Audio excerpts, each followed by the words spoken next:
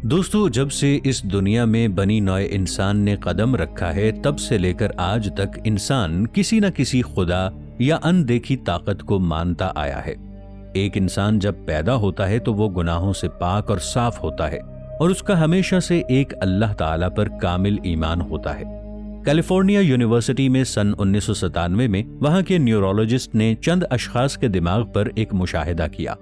مشاہدے کے دوران انہوں نے ایک حیرت انگیز دریافت کی کہ انسان کے دماغ میں ایک ایسا حصہ بھی موجود ہے جو خالص صرف اس کے پیدا کرنے والے خالق کے لیے منتخب کیا ہوتا ہے، اور اسی بات کا ذکر قرآن مجید کی ایک سورہ اعراف میں موجود ہے، جس کا مفہوم کچھ یوں ہے: اور جب تیرے رب نے بنی آدم کی پشتوں سے ان کی اولاد کو نکالا اور ان سے ان کی جانوں پر اقرار کرایا، کیا میں تمہارا رب نہیں ہوں؟ انہوں نے کہا، ہاں ہم اقرار کرتے ہیں۔ یوں نہ ہو کہ کہیں قیامت کے دن یہ کہنے لگو کہ ہمیں تو اس کی خبر نہ تھی۔ سورۃ الاعراف۔ تحقیق کے مطابق انسانی دماغ کا یہ حصہ ایک کمپیوٹر چپ کی مانند ہے۔ حیرانی کی بات یہ ہے کہ انسانی دماغ کا یہ حصہ اس وقت ایکٹیو ہو جاتا ہے جب وہ اللہ تعالیٰ کا ذکر سنتا ہے۔ اسی طرح انسانی دماغ میں ایک حصہ پیچویٹری گلینڈ پر مشتمل ہے۔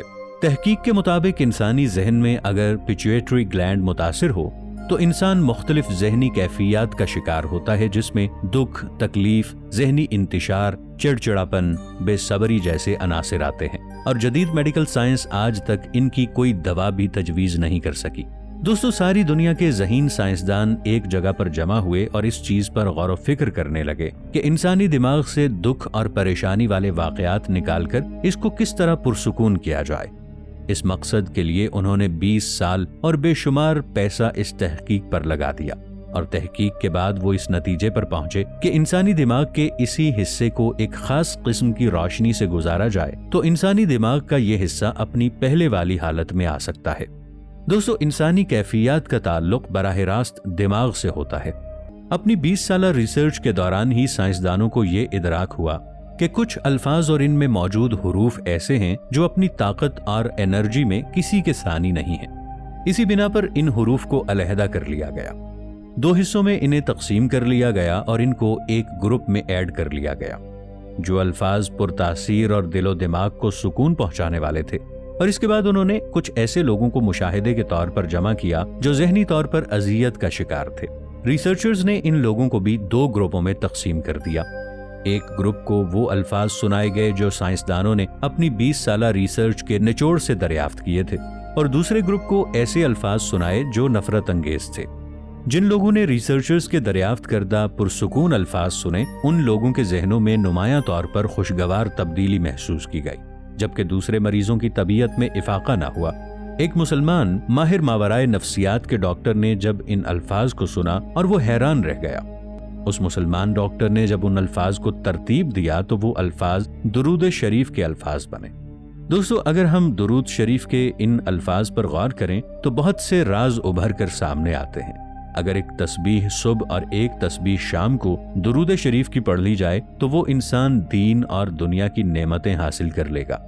بعض اوقات انسان کی کچھ ایسی غلطیاں اور کوتاہیاں ہوتی ہیں جن کی وجہ سے ان کی عبادتیں ان کے منہ پر مار دی جاتی ہیں۔ جیسے ایک بزرگ تھے، وہ اپنی ہر نماز اور عبادت کے بعد اپنے منہ پر ہاتھ رکھ لیتے تھے۔ لوگوں نے عرض کیا کہ آپ ہر نماز اور عبادت کے بعد اپنا چہرہ ڈھانپ کیوں دیتے ہیں؟ تو وہ عرض کرنے لگے کہ مجھے ڈر ہے کہیں اللہ میری عبادات میرے منہ پر نہ دے مارے۔ مگر دوستو، اللہ تعالیٰ کا ارشاد ہے کہ اگر کوئی میرا بندہ درود شریف کو دکھاوے ریاکاری کے لیے بھی پڑھے گا تو میں اس کا درود پاک قبول کروں گا۔ ہر عبادت کے لیے مخلص ہونا شرط ہے، مگر درود شریف ایسی عبادت ہے اگر اسے دکھاوے کے لیے بھی پڑھا جائے تو اللہ تعالیٰ کو پھر بھی قبول ہے۔ سعودی عرب کے ایک بہت بڑے پروفیسر اور خطیب شیخ صالح المقامسی اپنا واقعہ بیان کرتے ہوئے کہتے ہیں کہ میری اوپن ہارٹ سرجری ہوئی۔ جب مجھے ہوش آیا تو ڈاکٹروں نے مجھے مبارکباد دی اور کہا کہ آپ کی سرجری کامیاب ہو چکی ہے۔ میں نے کہا شکر الحمدللہ۔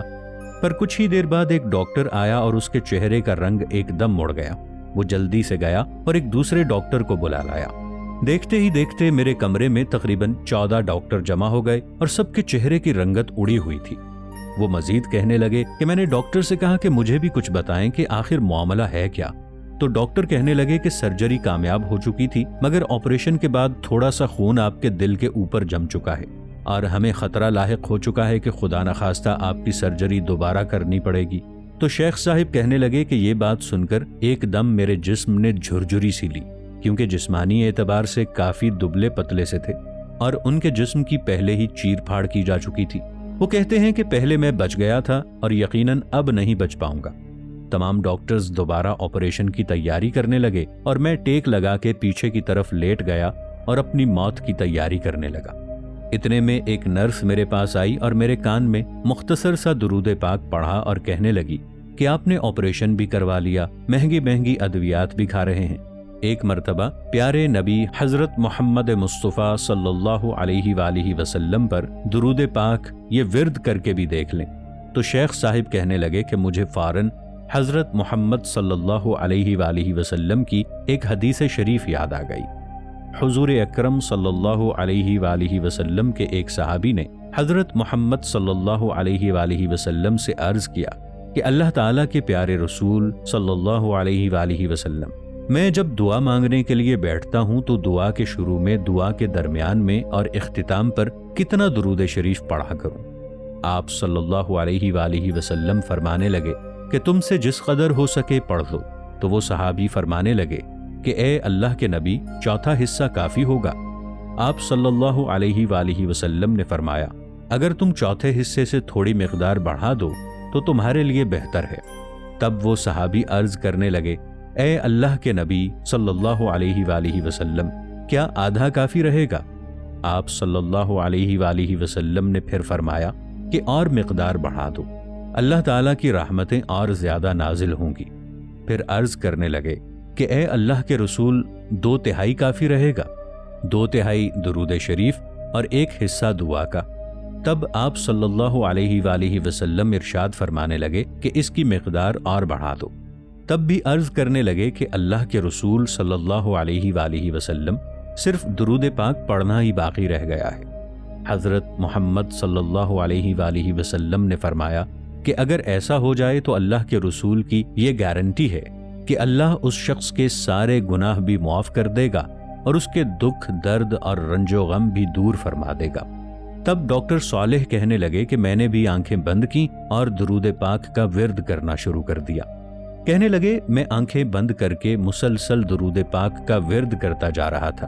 ڈاکٹر جب آپریشن تھیٹر میں آپریشن کا تمام سامان تیار کر کے واپس آئے تو میرے کمرے میں آ کر ان کی ایک دم چیخ نکل گئی۔ چیخ سے میری آنکھیں ایک دم کھل گئیں اور میں دریافت کرنے لگا کہ اب کیا واقعہ پیش آ گیا ہے کہ ڈاکٹر اتنی بوکھلاہٹ میں ہے۔ وہ ڈاکٹر الٹے قدموں باہر بھاگ گیا اور تمام سینئر ڈاکٹرز کو میرے کمرے میں بلا لایا۔ تمام ڈاکٹرز کے چہروں پر خوشی کی لہر دوڑ گئی اور وہ مجھ سے پوچھنے لگے کہ آپ نے ایسا کیا کیا ہے؟ میں نے کہا کہ میں نے ایسا ویسا کچھ بھی نہیں کیا، بلکہ آنکھیں موندے موت کا انتظار کر رہا تھا۔ تب ڈاکٹر یہ کہنے لگے کہ دل کے اوپر جتنا خون جمع ہوا تھا وہ ایک دم صاف ہو گیا ہے، آخر آپ نے ایسا کیا کیا ہے؟ تب وہ کہنے لگے کہ میں نے درود پاک کا ورد کیا تھا۔ سبحان اللہ۔